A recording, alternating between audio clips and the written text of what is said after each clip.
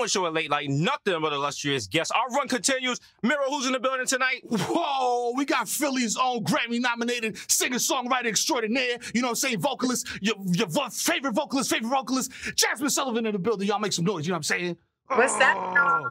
Jasmine, how's it going? I'm good. Everything's going really, really good. That's good to hear. Shout out to you. First of all, we got to throw the numbers out there on the board. How many Grammy nominations are we talking? I don't even know at this point. I heard it was like 12?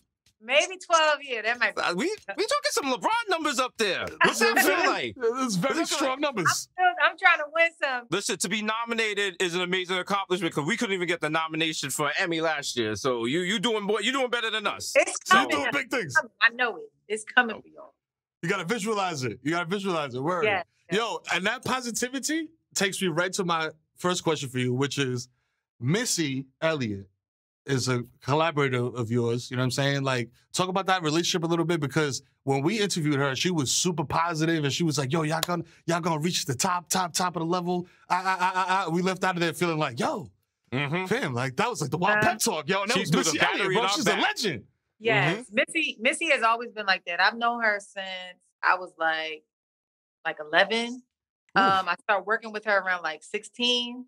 And what she really taught me was like hard work. Like I remember being in the studio with her up all night. And that was like really my first time experiencing that and just learning like just a good work ethic.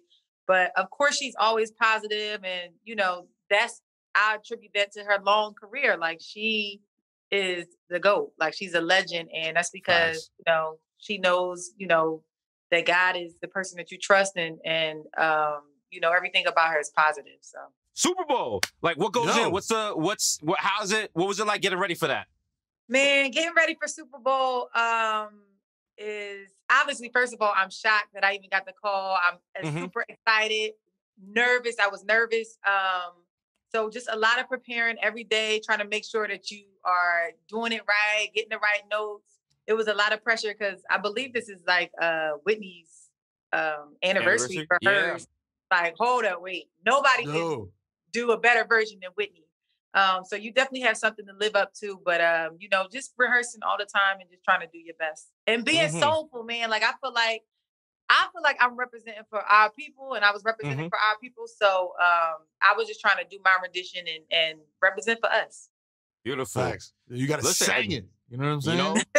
Also, you can't just shout out to you because I have watched your progress because I remember seeing you in Essence Fest way back. Yes, yes. Like I was there with my sisters.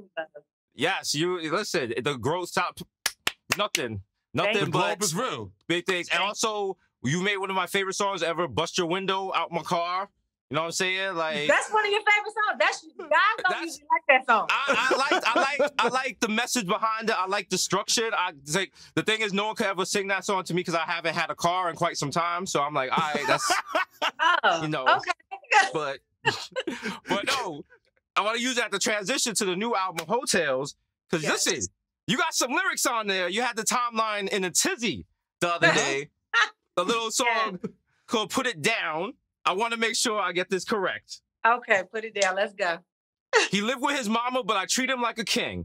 Yeah, every time he come around, he got me acting like a fiend. When he be asking me for money, I could never tell him no. And when he want to see me, I drop everything to go. Woo! Listen, there's some guys right now in my general area who heard that and their ears popped up. Like, how can I meet this woman? How can I get her to bankroll me? Listen. We've all been that woman. Like, we've all been that woman where the sex, I don't know what I can say on the show, but the sex was so good. Oh, this is Showtime. You can wow out. Oh, you mean I can say dick? I can say You can say dick. You can say whatever you want. You can be like, yo, I was dickmatized. He hit the bottom. Where the dick was so good that it had us doing crazy things. Now, I exaggerated a little bit because I don't know about like paying men's rent and stuff like that. Like, right. That was an exaggeration. But I can imagine it happening. Like, you know, if you with somebody and they putting it down like that, like this live will make you'll kill somebody for this. Like, that's true. Listen, that is true. I used to give my shorty the keys to the car, the crib. Yo, what you need? Whatever you need. Whatever you want. This is my last weed. Here.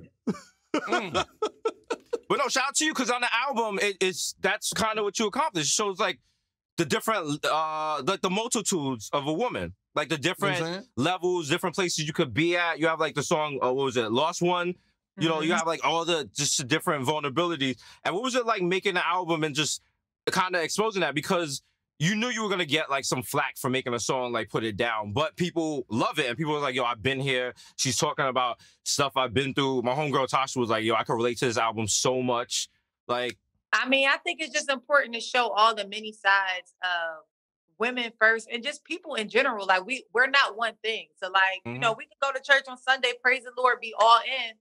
And it's other days where, you know, we're something else, but that's okay. That's what makes you a human being and having a full life and loving your life. And yeah, it's so many different sides to people in general, and especially the women. And I just wanted to make sure I hit on a lot of them.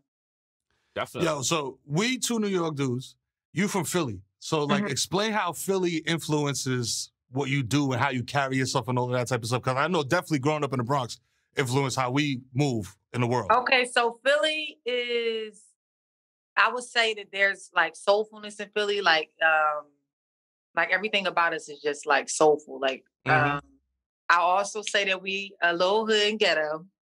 And I will also say that we are chill. Like we just a chill type of people. So like if I go into a different place, if I go somewhere different, people might look at me and be like, oh, she's not excited to be here or whatever. And that's not that. Like my city, we just really be chilling. Like we excited too, but like we don't really express it. So. Got you. Right. You ever took the mega bus from New York to Philly? Yes, I have. Hey, okay, all right. You know, the people's champ. That's a real That's a real one right there. You know what I'm that saying? is a real one. Listen, you earned your stripes for doing that. Oh, man. So wait, so singing runs in the family. Your mother was a singer. My mom was a singer. It's some singing in my family. My family's really talented though in like a lot of areas creatively.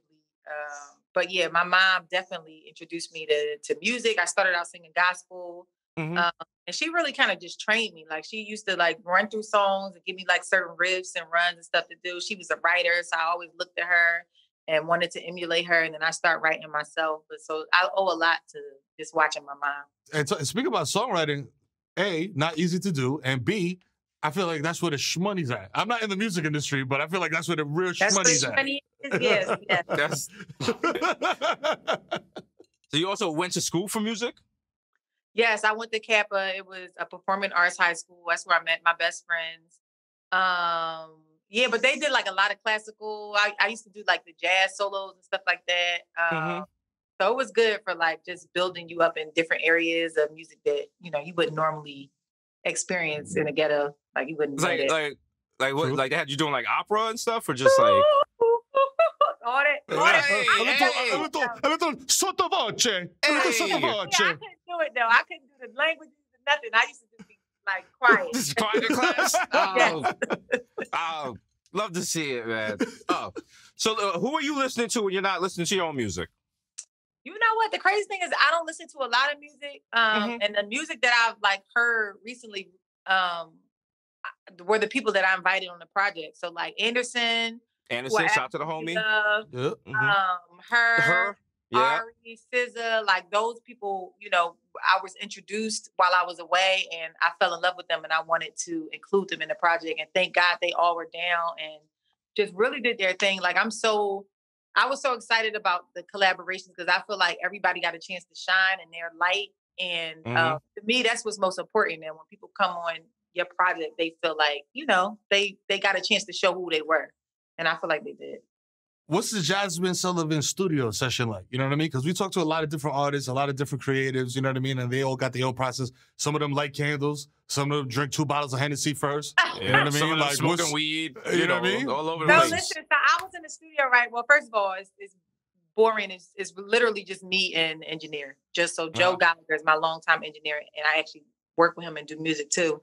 But I was in the studio in Philly and Meek was next door. So Meek came by. We had, you know, chopped it up for a little bit. He was looking around like, you know, you ain't got nobody here with you. Meanwhile, he had the whole block with him. I'm like, no, I don't have a block with me when I'm in the studio. He was like, where the energy come from? Where your energy? I'm like, it's all in the record. That's what I do. don't have a lot of things going on. It's really just me and the music, and I kind of just zone out. So how's the pandemic going for you? How you surviving?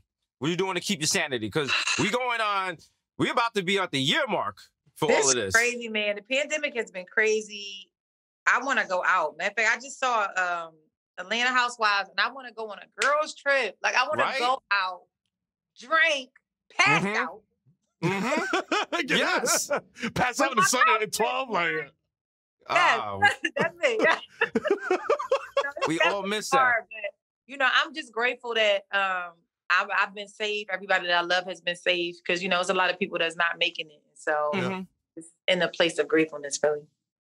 Listen, that's a good mental space to be at. Yo, Jazmine, thank you so much for this interview. Thank you for Heaux Tales. Available, streaming everywhere, available on iTunes. You can pick up a physical copy if you actually know a place that sells physical copies. You know we got the homie Jazmine Sullivan in the building. Jazmine, everyone that comes on our show is an illustrious guest, and they get a Bodega / neon sign. What would you like your neon sign to say? Good sex all 2021. Yo, you see it right there. Yo, give it up. Give it up for the Mega Buzz legend. Give it up for Jazmine Sullivan. Yes, sir.